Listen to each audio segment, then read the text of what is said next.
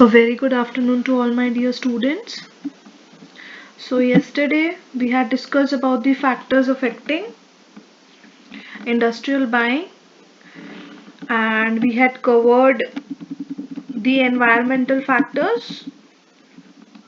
In this environmental factors we had covered economic factors, technological factors, political and legal factors, social responsibilities.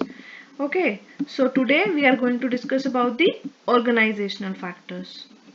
What are the organizational factors and how it has been affected by industrial buying behavior, है ना?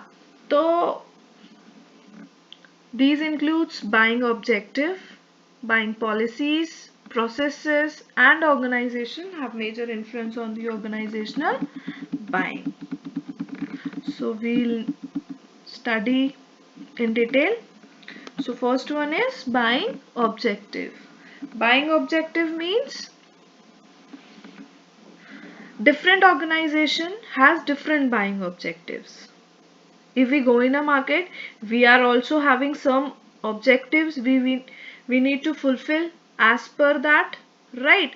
If we go for a product, for example, if we go for any purchase of a product, we need to identify that that has reasonable price so that we can afford that has maximum satisfaction, we can get the maximum satisfaction out of that, and we want the quality that must be very much high.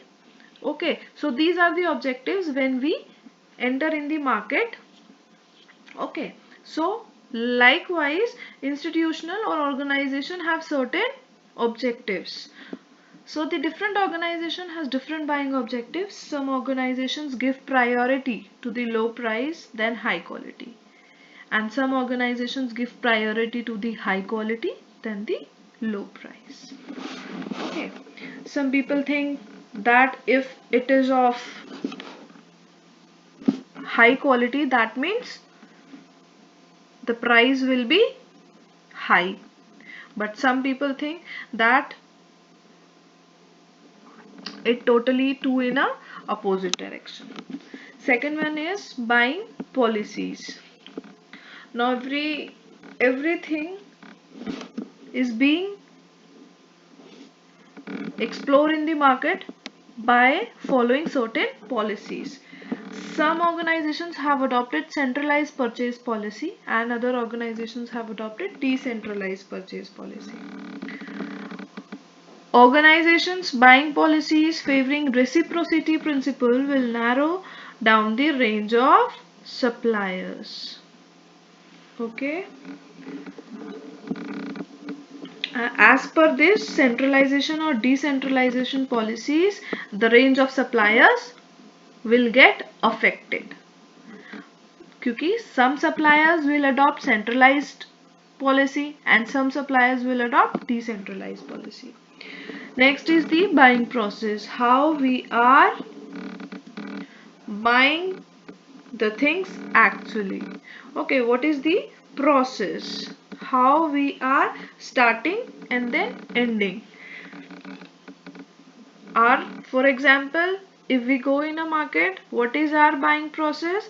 Like if we go for any product, we need to compare that we bought this product earlier, we had a very bad impression on us, so we'll drop the idea to buy that product. And if we are satisfied with the past experiences with the product, so we'll go for that product again. This is the buying process. So buying process in the organization market varies across on it, and it varies person to person, organization to organization, individual to individual. Okay, the government market requires seal, bids and tenders for every large purchase. Most business buying is based on past relationship with the suppliers. Buying organization. Next point is buying organization. Here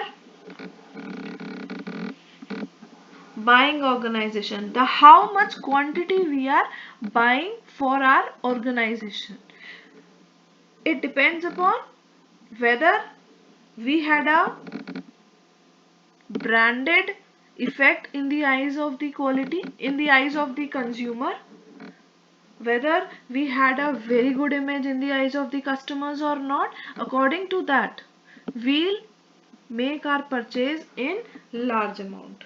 If we know that in our organization, the product of our organization will not be reputed enough in the eyes of the customers, that they'll be going for the small purchases of their product.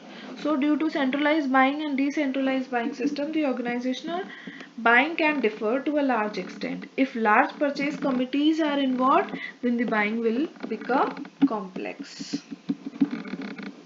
Okay, so tomorrow we're going to study about the interpersonal factors. That's all for today. Thank you, students.